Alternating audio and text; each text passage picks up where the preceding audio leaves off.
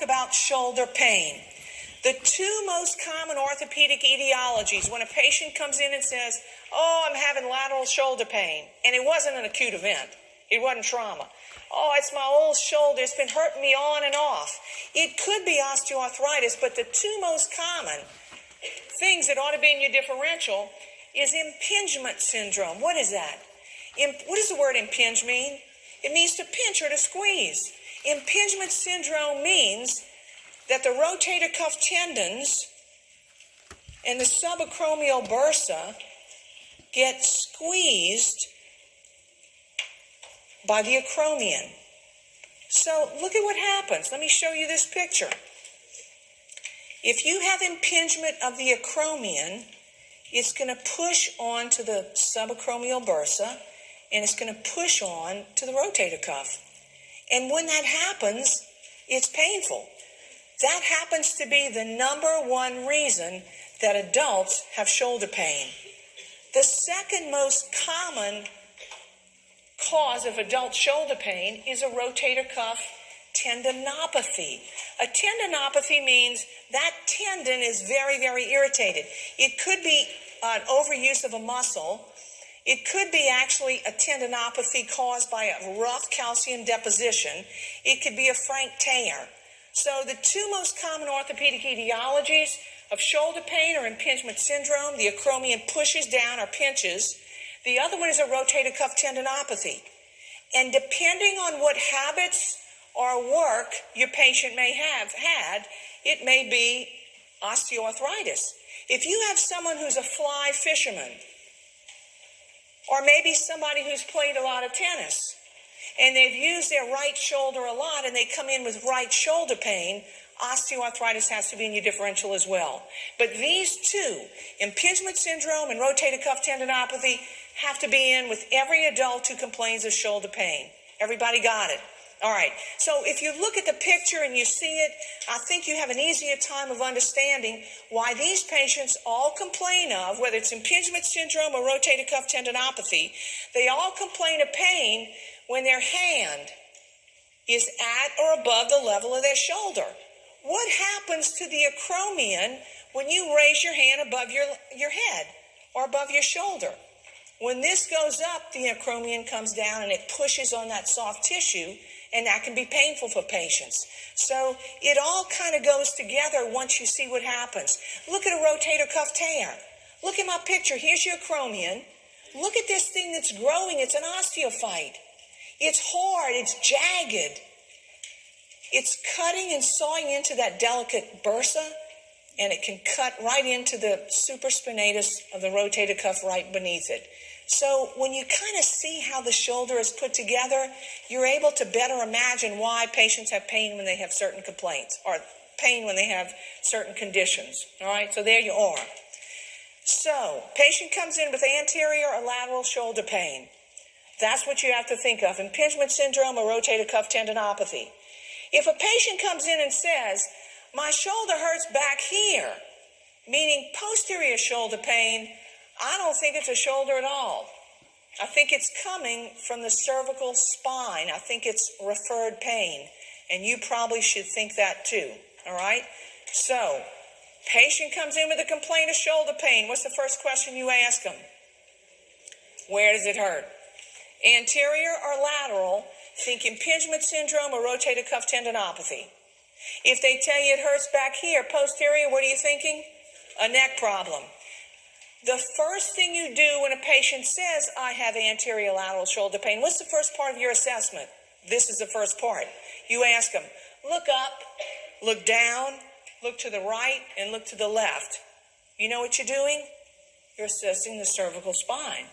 You need to know that right away, because some people have something called extrinsic shoulder pain. Extrinsic shoulder pain means they think the pain is in their shoulder, but it is referred into the shoulder from somewhere else. And the most common somewhere else is the cervical spine. So shoulders can be very, very tricky, and you need to make sure that the pain in the shoulder really is in the shoulder and not referred there from somewhere else. I'm changing gears. Let's talk about tendinitis. And specifically, we'll talk about tendonitis in the elbow. Now, I want you to note these anatomic positions because I'm going to ask you to find yours in a minute. With a palm up, this is your medial epicondyle. With your palm up, here is your lateral epicondyle. Everybody see it? Now, when a patient has lateral epicondylitis, and that's a common one, they have pain that radiates into their forearm. And the reason they have pain that radiates into the forearm is because here is your lateral epicondyle. Now, I want you to find it because now you know where it is. It's right here. Now, I want you to take your wrist in this position, and I want you to do this. Can you feel the muscles of your forearm contract when you do that? An important orthopedic principle is always that if pain is really orthopedic in etiology, it should be reproducible. If pain is really orthopedic in etiology, it should be reproducible. So you should be able to reproduce the pain of a patient with lateral epicondylitis by making them move their wrist. And you'll know exactly where it is because you know exactly where the lateral epicondyle is. So there you go. So why do people get lateral epicondylitis? It's an overuse injury, right? It's an overuse injury, circle number 2. And how do we manage that? How do we manage it? With rest, right? We manage it with rest. Look at your next patient. What common overuse syndrome produces dorsal thumb pain? Anybody thinking? Dequer veins. Yeah, Dequer veins, tenosynovitis. And what test is used to assess for this? The Finkelstein, right? How do you do Finkelstein? Put your thumb in the palm of your hand, wrap your other 4 fingers around it. You got it? Now, take the fist that you just made and do this. You got it? How many people have dorsal thumb pain? You got it? Raise your hand. Look around this room. How come so many people in here have it?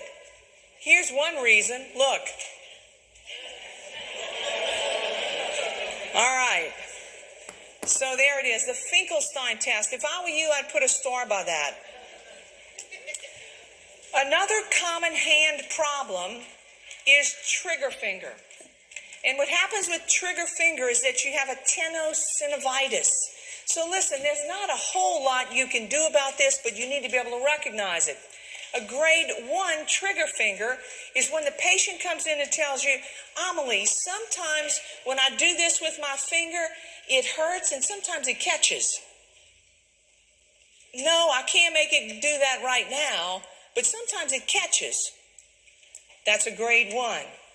A grade 2 trigger finger is when the patient says, Amelie, my finger hurts, look, it catches.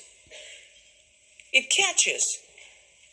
A grade 3 is more serious. They say, my finger hurts, look, it catches, and I have to straighten it out with my other hand.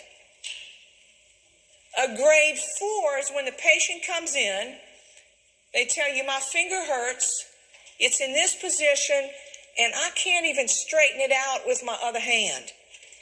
So you need to be able to know what that is because you'll know where along the continuum with trigger finger they are. Orthopedics will take these patients, do a quick little procedure, and suddenly their finger works very well again. But what happens with this is that the tendon swells, and normally that tendon rolls like that in the sheath uninterrupted. But if the tendon swells, it makes it more difficult to move easily in that sheath, and then trigger finger begins to develop. And it just gets worse once it begins. Take a look. You should know this one. What 2 tests might be used to assess for carpal tunnel syndrome? Tinel's test, right? And what's the other one? Phelan's test, exactly. So what does snuff box tenderness assess? A fracture where? A navicular bone fracture, right? So next to snuff box tenderness, we use that to assess for a navicular bone or a scaphoid fracture. McMurray's test, what is that for? A meniscal tear, right? Meniscal tear in the knee. So there you go. Tinnell's and Phelan's is the correct answer to the question as it's written. Look at the question I have at the bottom. What test is usually diagnostic? Nerve conduction studies, right? Nerve conduction studies. That's what you'll order after you assess someone who probably has carpal tunnel syndrome because they have a positive Tinnell's and a positive Phelan's. You'll send them for a nerve conduction test. What is that? A nerve conduction test will measure how fast the conduction is from point A to point B on a nerve. Like they know how fast it's supposed to go. It's just like when a state trooper has his radar gun. He knows how fast you're going. That's exactly what nerve conduction tests are. So that test is usually diagnostic. A scaphoid fracture. Look at your scaphoid bone. Look, it's right here. It's also called the navicular bone. It's the most important bone in your wrist simply because it stabilizes your wrist. And unfortunately, it's commonly injured when a patient falls. You know, when you fall, your automatic reflex is to break your fall. If you break your fall and your hand goes down like this, what I would tell you is that the bone that's going to take the big hit is your navicular bone, your scaphoid bone. And consequently, it can get broken. And if it gets broken, it doesn't always show up on an x-ray, even though it's broken. So we have a test that we use in clinical practice. It's called assessment of snuff box tenderness. And so I want you to find your snuff box right now. Here's what you do. You put your hand out like you're telling somebody, stop. And you move your thumb, look. You see, move your thumb like that. Now I want you to look at the snuff box you just made. Take your other thumb and put it in your snuff box. In the setting of trauma, if you've got snuff box tenderness, and that's what you document, you have just told anybody who comes behind you and reads your notes that you believe the navicular bone to be broken. And if you do, then you've got to put them and treat it like a fracture. We put them in a thumb spike, a splint. You got it? So very, very important that you know how to do that. Snuff box tenderness. What about low back pain? Oh my goodness, you're going to see patients who come in with low back pain. The etiology or your differential diagnosis can be very, very varied, which is why you really, really have to get a good history. So when a patient comes in and says, oh, I'm having low back pain. Oh, I helped my brother-in-law move a refrigerator this weekend. You know, we're never going to get an x-ray. We hold off on lumbar x-rays for low back pain unless, take a look. These are considerations for imaging in patients who come in with acute low back pain. We always get a lumbar x-ray for patients who have either current or recent cancer, especially of the breast, of the prostate, of the lung, and any patient with multiple myeloma. What are you thinking of? Mets, right? Metastasis, exactly. So certainly if they're being treated right now for cancer, that's an automatic call to the oncologist who's treating that patient, all right? So you got to be thinking about that. They will get a lumbar x-ray right now. What about people who come in with low back pain and significant neurodeficits, or the symptoms are progressive? Absolutely, we're going to get an MRI in those patients. If you have a strong suspicion of cancer, because this guy's a 3-pack-a-day smoker, and he's coming in with pain, maybe in the thoracic spine, certainly you got to get an x-ray. Symptoms of spinal infection, fever, pain, you got to be able to get imaging. And then sometimes I'm saying little old ladies, it could be a little old man as well that you might suspect a compression fracture in. We're certainly going to get an x-ray. So we don't just get x-rays. And the reason I'm telling you that is because if you work in the ER, you x-ray everything that comes in. And in primary care, we don't do that. So make sure you put on your primary care hat when you take this exam. So look at your patient. A patient with recent history of breast cancer presents with sudden, severe low back pain. The question is, what's a likely etiology? Well, you know, when people have bone mets, it's usually not severe and immediate like that, sudden. But it sure could be if it was a pathologic fracture. What about soft tissue infection? It really doesn't strike me in a breast cancer patient. What about osteomyelitis? Is that common in a breast cancer? No. So is your best answer up here pathologic fracture? Absolutely. So here's the bottom line with low back pain. You got to get a good history. You just have to get a good history. And one of those things that might cause low back pain is something called sciatica. And what's sciatica? Sciatica is nerve root irritation. So what would cause a nerve root to become irritated? Well, maybe if something was pushing against it, like what? Maybe a disc, or maybe a tumor, but discs is certainly most common. What's the classic presentation of a patient with sciatica? What do they have? They have pain that usually starts in the buttocks or in the lower back. It goes down the leg, almost always below the knee, right? Below the knee. That's important for you to remember. So don't memorize this, but the most common reason people have sciatica is because of a problem with a disc between L4 and L5, or L5 and S1. Look at where patients will have symptoms, either down the front of the leg, the side of the leg, or the back of the leg, but always below the knee. So that's an important thing for you to ask when people have pain. Where does it radiate? Below the knee? Certainly makes you think of sciatica. So let me give you a real good test clue and a good clue if you deal with insurance companies.